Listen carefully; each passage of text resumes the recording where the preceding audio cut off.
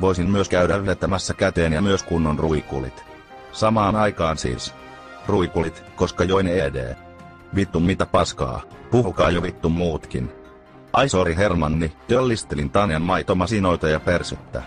Ovat muuten ihan jees 3,67/5. Anteeksi Jorma pullottaa alushousuissa. Hyi vittu mikä pervo perkele sä oot tervo äijä, mutta siis Hemingwaysissa on aukiolotarjouksia, muun muassa eksoottisia drinkkejä ilpotuus tänään meillä selvittää asioita Kortsu mukaan.